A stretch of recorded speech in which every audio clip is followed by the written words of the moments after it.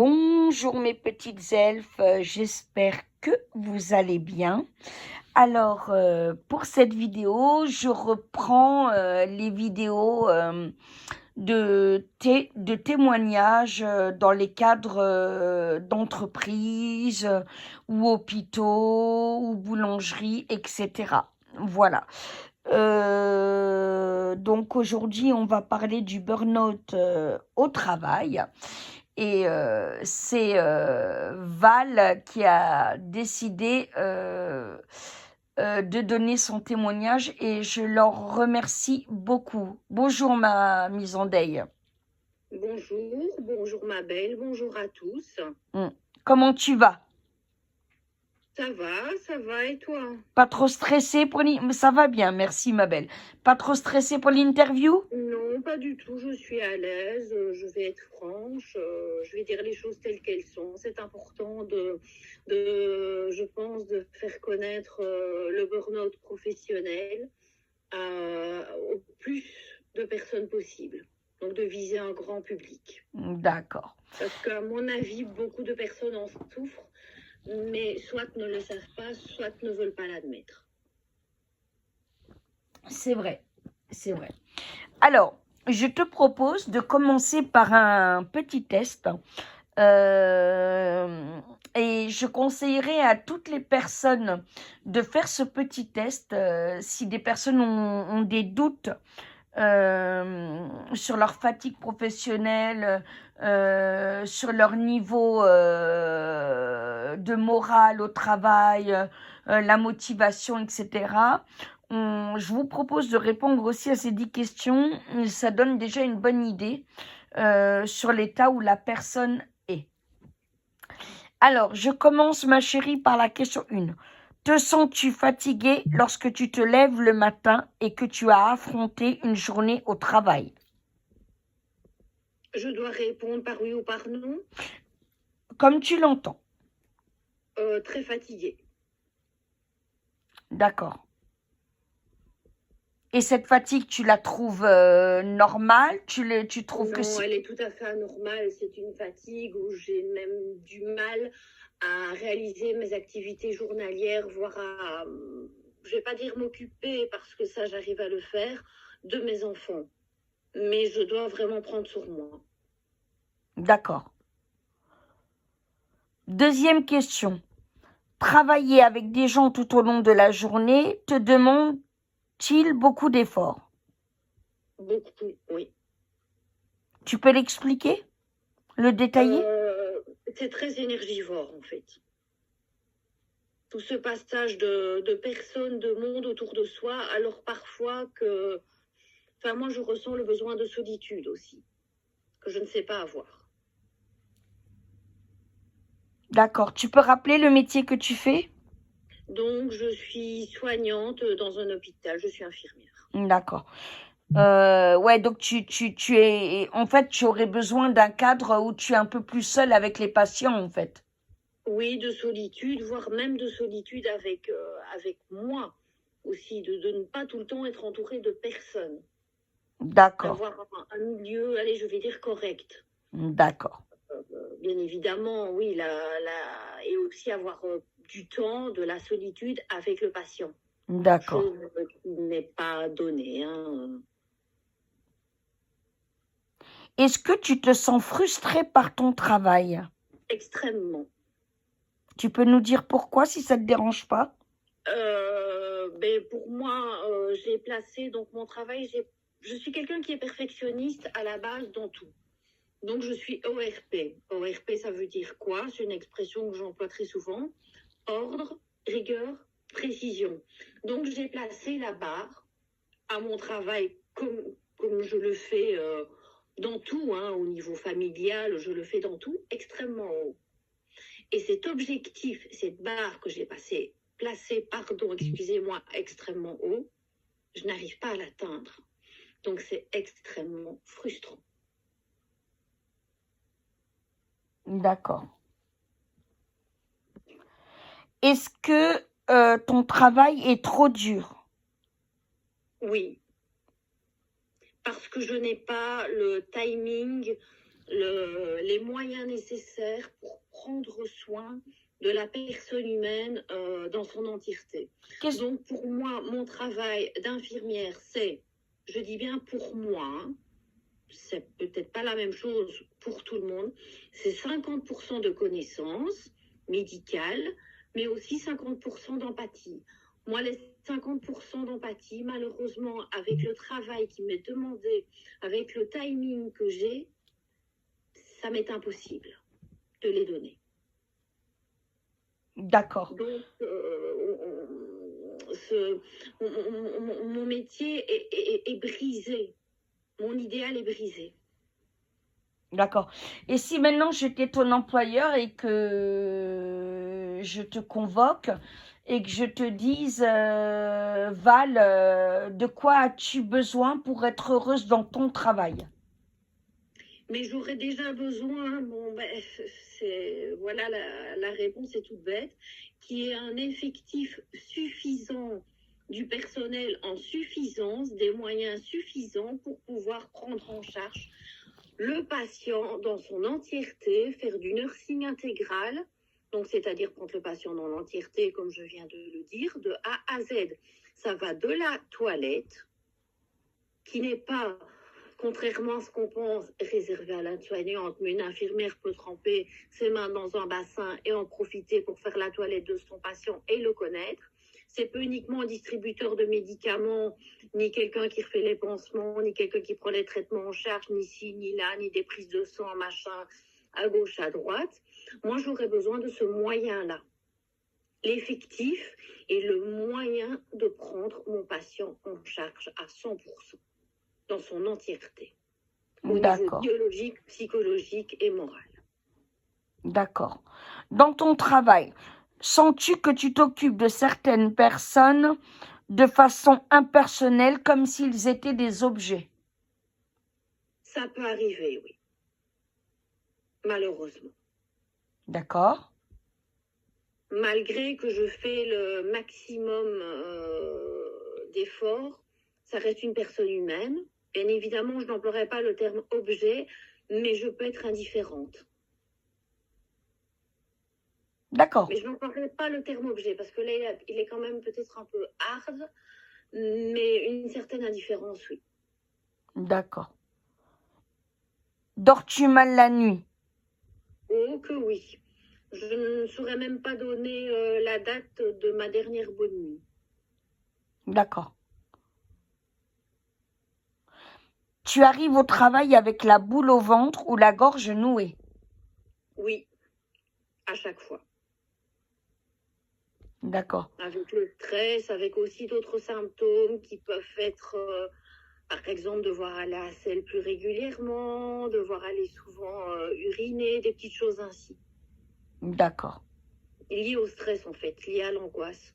Des symptômes liés à l'angoisse. Alors, actuellement, tu n'as plus envie de t'habiller, te maquiller, te coiffer, de t'apprêter? Non, j'ai moins envie qu'avant, mais je le fais parce que bon, j'ai un mari et j'estime que je dois lui plaire en tant que femme et moi aussi que je reste une femme et je dois aussi me plaire. Je le fais, mais ça me demande des efforts. Alors que contrairement à avant, c'était un plaisir. D'accord, ouais, donc ça te demande des efforts. Et si tu étais célibataire, peut-être que ces efforts-là, tu les ferais pas, en fait. Je ne les ferais peut-être pas, oui. Sauf pour sortir, là oui, je le fais. Mais c'est vrai que si j'étais célibataire, je ne ferais peut-être pas cet effort-là. D'accord. Tu as l'impression de tout faire de travers? Par moment, oui. J'ai l'impression, mais au niveau de mon travail, de mal accomplir mon travail. Donc je me sens frustrée, je reviens du travail en disant mais j'ai fait n'importe quoi tout en sachant que mon travail, ce que j'ai fait, c'est correct. Et même, ça s'est malheureusement répercuté sur la vie familiale. Pas de faire n'importe quoi parce que je n'aime pas employer le terme n'importe quoi parce que je pense que ce que je fais est correct, mais de ne parfois pas être une bonne épouse, de parfois pas être une bonne mère, de douter de mes capacités en tout cas. D'accord. Et 10e et dernière question du test. Es-tu devenu plus insensible aux gens depuis que tu as ce travail?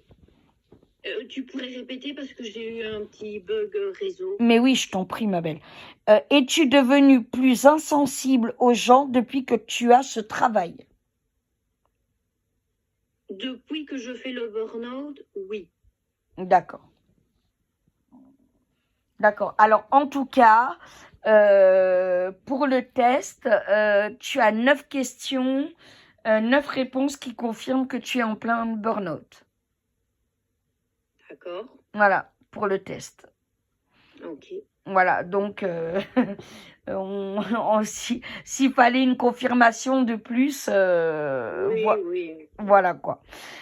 Alors maintenant, si tu le permets, on va en venir à toi, à ta famille, à ta vie propre. Comment t'es-tu rendu compte? Comment a commencé cette déprime et comment tu t'es rendu compte que c'était plus grave qu'une déprime, qu'une simple déprime? Je ne m'en suis pas rendu compte. Ou alors je n'ai pas voulu. C'est resté dans mon inconscient. D'accord. Donc en fait, c'est plusieurs personnes de mon entourage, notamment mon mari, mes enfants, toi-même, et mes amis qui m'ont dit, Val, il y a quelque chose qui ne va pas. Mhm. Mais ils ne savaient pas mettre au départ le doigt dessus. Quelque chose ne va pas. Tu es stressée, tu es plus agressive, tu es angoissée, il y a ci, il y a ça. Je me rappelle parfois des réflexions que mon mari m'a faites par rapport aux enfants. Tu leur mets la pression. Voilà. Et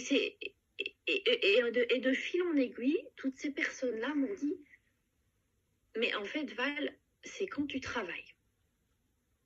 Moi, j'étais là, je me dis, oui, qu'est-ce qu'il me raconte? Enfin, il ne me semble pas que par rapport à mon travail, oui, c'est anxiogène, la crise Covid, bien évidemment, n'a rien arrangé, mais il ne me semble pas. Mais je pense que je ne voulais pas non plus me l'avouer. Me dire que oui, il y a un problème. Pourquoi plusieurs personnes me le disent et pas une personne? Parce qu'une personne me dirait, bon, je pourrais dire la personne se trompe, ou alors elle se fait une fausse idée, voilà, alors que ça peut être tout à fait autre chose. Bien sûr. Ça peut être une déprime, ou alors un souci familial, ou autre chose au niveau mental qui ne va pas. Mais de fil en aiguille, toutes les personnes que j'ai citées me disent, mais c'est quand tu travailles. D'accord. Oui, donc là, je me dis, bon, je vais quand même réfléchir à ce que ces personnes-là me disent. Pourquoi elles me le disent? Elles ne me le disent pas comme ça pour m'embêter. Il y a une raison. Bien En général, sûr. on ne fait pas une remarque à quelqu'un comme ça pour le plaisir. C'est sûr. Même parfois en y allant, hein, mais que ce soit toi, Massi, à moi, que ce soit mon mari ou mes amis, en y allant, allez, en rentrant un petit peu dedans pour que je réagisse. Et puis moi, de fil en aiguille, je me suis rendu compte que oui, effectivement, c'est lié à mon travail. Mais c'est venu vraiment crescendo et c'était très insidieux. D'accord. Et est-ce que quand ton mari te dit tu mets la pression aux enfants, est-ce que tu penses que c'est un transfert de pression? Je m'explique. Tu as eu la pression au travail, donc tu te décharges à la maison. Je me décharge à la maison. Tout à fait. D'accord. Bien évidemment, en mettant la pression. Hein, il n'y a pas de mot plus haut que l'autre, mais c'est plus, allez, je vais vous donner des exemples concrets. Ben, du style, voilà, on prépare le souper, c'est le timing, c'est ci, c'est là. Bon, allez, les enfants, en gros, on ne traîne pas trop, on va prendre les douches, parce que demain, je travaille. En rajoutant bien, parce que demain, je travaille. Donc, on ne traîne pas. Voilà, c'est un exemple que je donne. Hein. Ça peut être autre chose, une pression aussi que je peux donner à mon mari, que je t'ai donné déjà à toi au téléphone en te disant, mais oui, attends, je travaille, combien de fois je ne te l'ai pas dit? Mm. C'est un exemple, Ouais. parmi tant d'autres. Donc, je donne une pression. Alors, sur tes enfants, ça a eu quel effet? Mais négatif, hein, je ne vais pas mentir, négatif. C'est en fait notre fille aînée qui en a plus souffert. Donc, elle en a même parlé d'ailleurs parce qu'elle est suivie par le PMS au niveau scolaire. Elle en a même parlé de mon burn-out parce que ça lui va très très loin en fait. Et je vois bien que les deux autres garçons en souffrent. D'accord. Parce qu'ils le disent, mais maman, bon maintenant je suis en arrêt de travail, mais maman, mais ce travail te fait du mal, arrête, tu ne te rends pas compte, pourquoi tu cries, ou alors des petites réflexions, des petits messages qui m'envoyaient, ah ben encore de la joie ici, mais bon, évidemment de manière ironique, mais bien sûr, ça s'est répercuté malheureusement en mal sur mes enfants. Les Bien garçons, malgré moi. les garçons l'ont montré comment? Plus par des pics. D'accord. Ou alors en prenant un air détaché. Ah, ben oui, tu vas travailler. Oui, on comprend pourquoi tu es encore de bonne humeur. Ah oui. Des pics. C'était plus des pics, un peu d'humour noir comme ça. D'accord. Tandis que l'aîné le disait directement, maman, arrête, ce travail te fait du mal. Ouais. Arrête, maman, arrête, tu as mal. Mm. Tu as mal, tu dois aller voir un psychologue. Je me rappelle une fois, notre aînée, donc maintenant elle a 15 ans, m'a fait la réflexion, tu dois aller voir un psychologue. Et puis elle me dit, un médecin qui s'occupe des maladies de la tête. Elle ne connaît pas le terme psychiatre, mais elle m'a fait la réflexion. D'accord. Ah oui, quand Oui. même. Oui, elle m'a fait la réflexion. Maman, vas-y, s'il te plaît. Elle m'a même dit, pour me faire plaisir, est-ce que tu le ferais? Oui, là, évidemment, ça... Oui, tout à fait. Et Stéphane, lui, a réagi comment? Stéphane, en fait, c'est lui qui a mis le halte là réel, par rapport, donc il me voyait m'effondrer. Et bon, je continuais bien malgré moi le travail de manière, je vais dire, un petit peu comme un robot, voilà, machinalement. Et donc un jour, notre médecin traitant vient pour une petite prise de sang de contrôle. Et mon mari est intervenu auprès du médecin traitant, a dit voilà, il se passe ça avec mon épouse. Et il a tout déballé au médecin traitant. Et le médecin traitant a dit non, c'est bon, c'est stop. Madame, vous êtes en burn-out, je vous mets en arrêt. Comment tu l'as pris? Sur le coup, mal. J'ai dit au médecin, non, vous ne me mettez pas un mois en arrêt, hors de question, je n'ai rien, c'est un passage à vide, je suis fatiguée aujourd'hui, non, c'est lui, il extrapole, enfin, quand je dis c'est lui, c'est mon mari, il extrapole, donc sur le coup, c'est vrai, je l'ai mal pris. Tu lui en as voulu? Sur le coup, oui, mais pas longtemps, parce que j'ai compris très très vite, heureusement. Tu as compris pourquoi il a fait ça pour toi? Il a fait ça pour moi, en gros, il m'a sauvé la mise.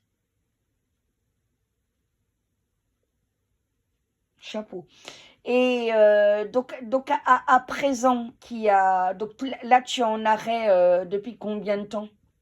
Fin 2022. Voilà. Donc, il y a quel protocole est en place pour t'aider, toi? Donc là, je suis sous antidépresseur et je suis une psychothérapie assez lourde. Donc, il y a pour l'instant 2 psychologues qui me suivent et une psychiatre. Et il y aura une thérapie de groupe qui va être mise en place. D'accord. Donc, c'est quand même une psychothérapie assez lourde. Hein. C'est pas... Et je suis vue toutes les semaines, soit par un psychiatre, enfin, une psychiatre, hein, c'est toujours la même, ou une psychologue. D'accord.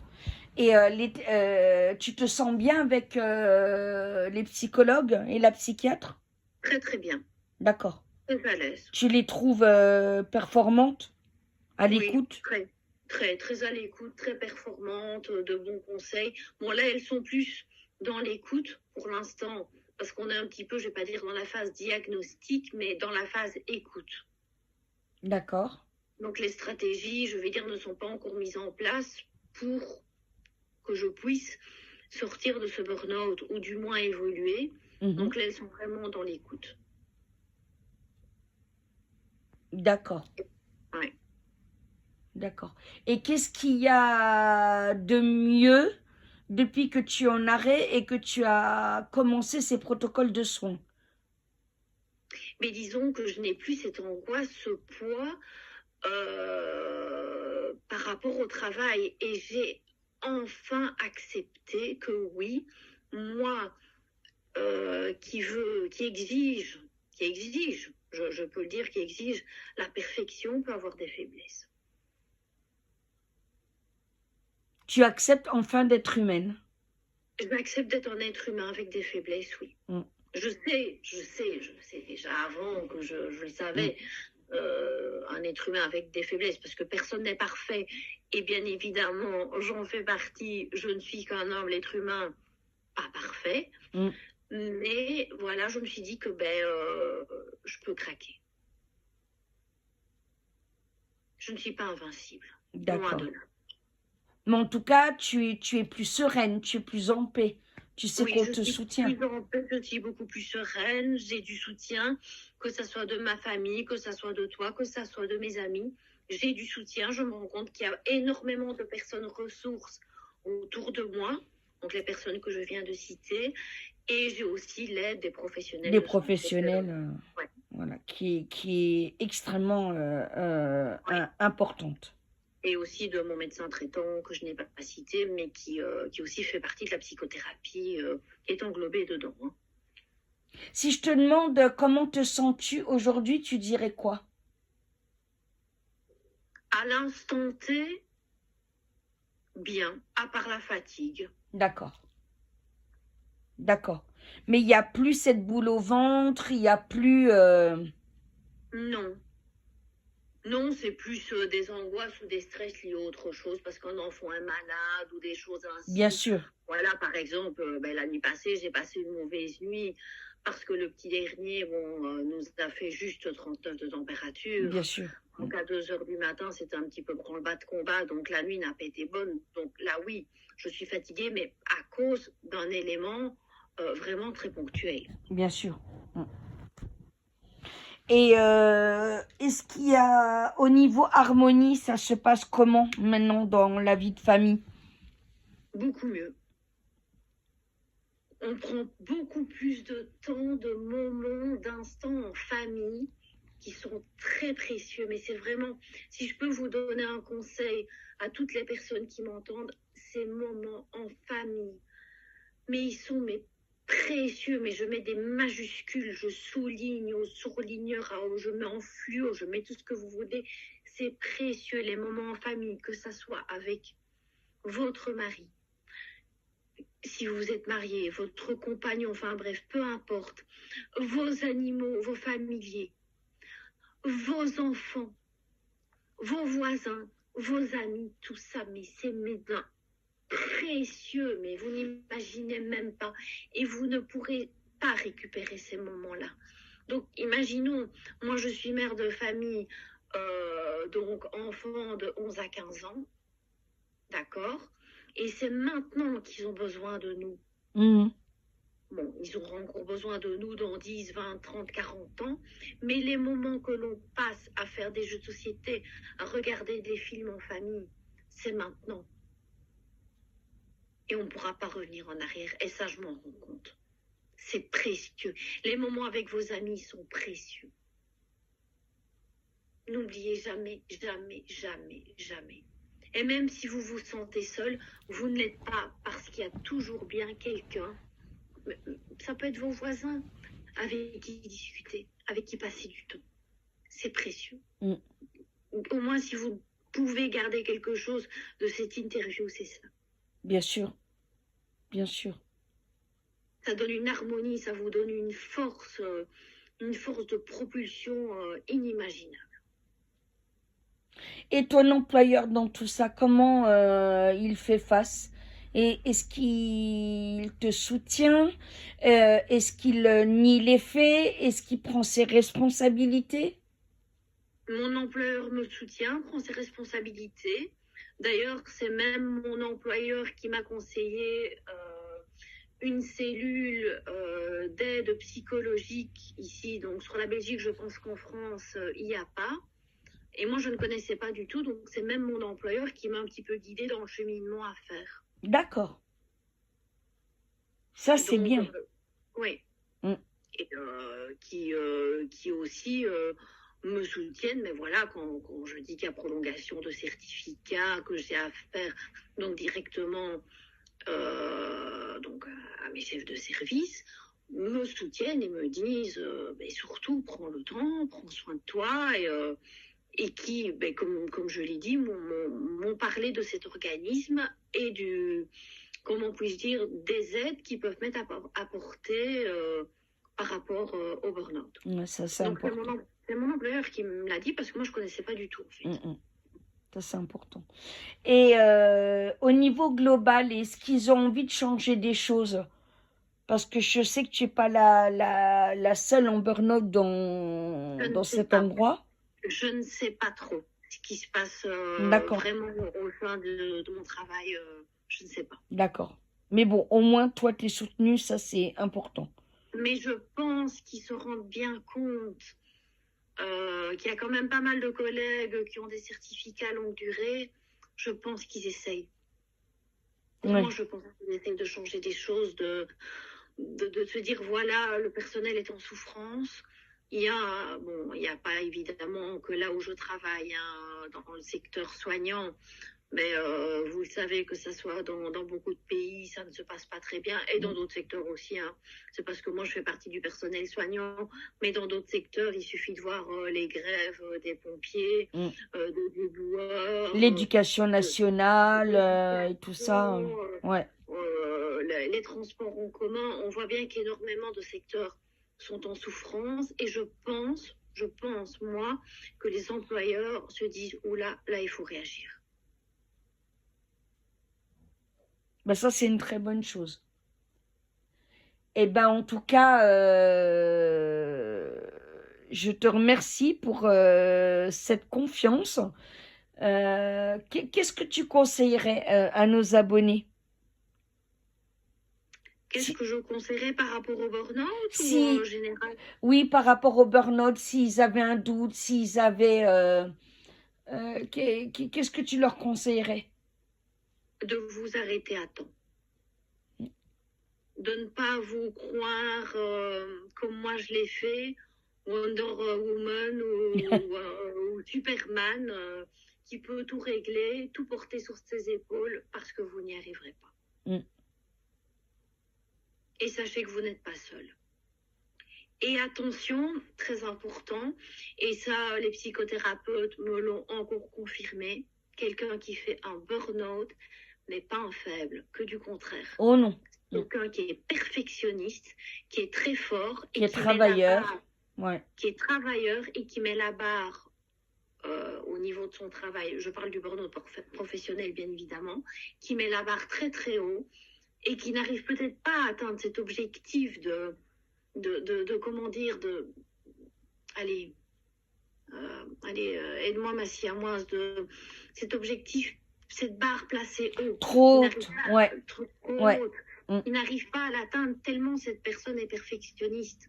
Donc c'est pas quelqu'un qui est faible, c'est quelqu'un justement qui en veut, qui veut que son travail soit productif, qui en veut soit pour ses patients, qui veut aussi travailler pour son employeur, qui veut aussi que son travail soit valorisé, qui en veut pour elle-même.